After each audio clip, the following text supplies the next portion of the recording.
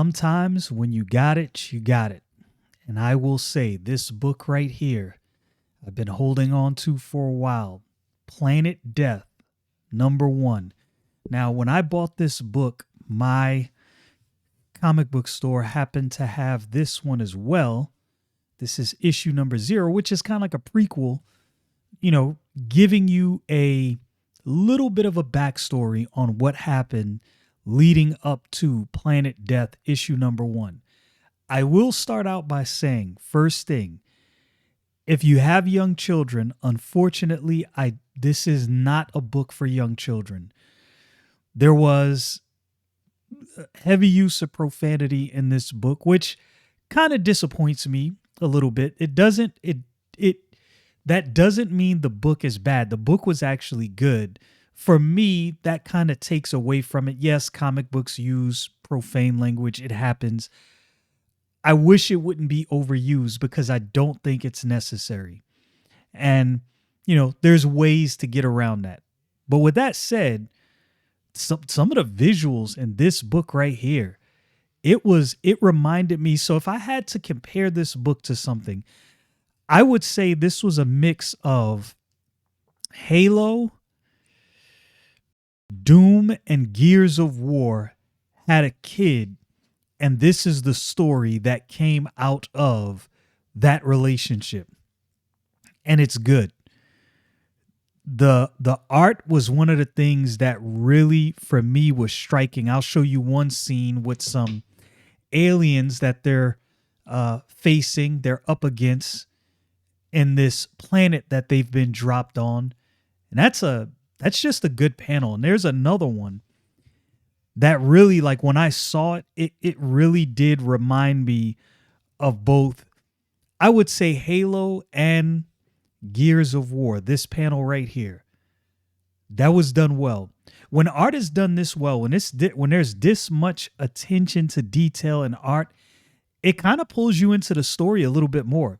And that's exactly what this book did. The art was done well enough that as I got into the story, I was like, okay, I want to know what happens next. Like I said, only points I would take away is the vulgarity. Now, there's a lot of violence in this book. This is another reason why I say if you have really young kids, unfortunately, this is not a book for them. Which brings me to something I have always loved about comic books. I love those comic books that can be gritty without being too much for all audiences. And I think those out there who read comic books, you know exactly what I'm talking about. And look, to each his own. You have different people that like different things. There's a lot of people that like the, vulgarity, the heavy use of vulgarity, and the heavy-handed violence, which I can deal with heavy-handed violence in comic books. Violence is part of life. This thing, it happens, especially depending on how it's done. I think the way the violence was depicted in this book was done well, and it was fitting for the aliens that they were facing. It worked out pretty well. That's why I said it reminded me of Halo. If you've read any of the Halo books, Fall of Reach, The Flood, what's the other? Cole Protocol, Ghost of Onyx. There's a bunch of Halo books, and they're all good, by the way. Well, let me take that back. I didn't like all of the Halo books, but there's a lot of them that are good. But this kind of reminded me of that, and the way it depicted the violence. Now, obviously, being comic book form, you can do more because there's a visual aid that you have here. But overall, if you wanted to read a book that is different from other comic books, that is not necessarily superhero genre per se, but there is a hero's journey. One lone man survives these drop ships.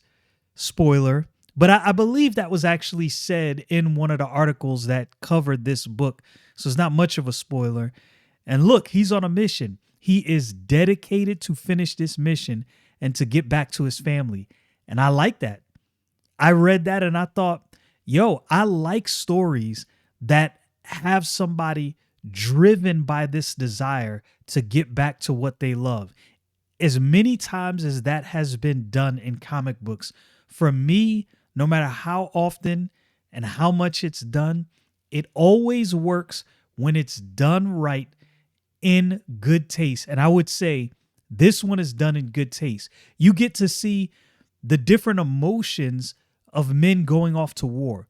You get to see the overconfidence that then leads to fear, that then leads to irrational actions that endanger everyone's lives. Like this feels like, what's the word? The best word I could use for this story is visceral. This is a very visceral story. You feel this story from the time you open a book to the time the book closes. Now, there's another short story at the end of the book. Wasn't necessarily my taste, so I didn't read that story. But the main story in this book, Planet Death, is done well. You know, like I said, you got children. This I'm not even going to say it might not be the book. This is not the book if you have small children. Definitely not the book for them.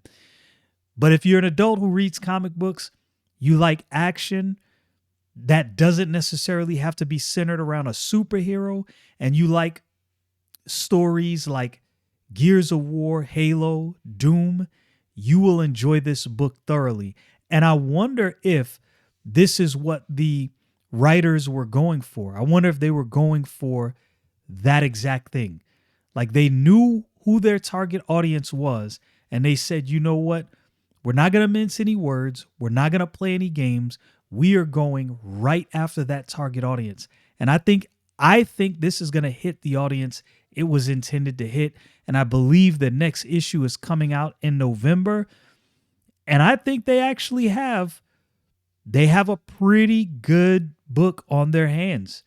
I think this book should do well. I don't know how well it's sold, how many units they've moved, but this is a book, if you're into that kind of genre, the genres that I mentioned, this is a book that's well worth your time.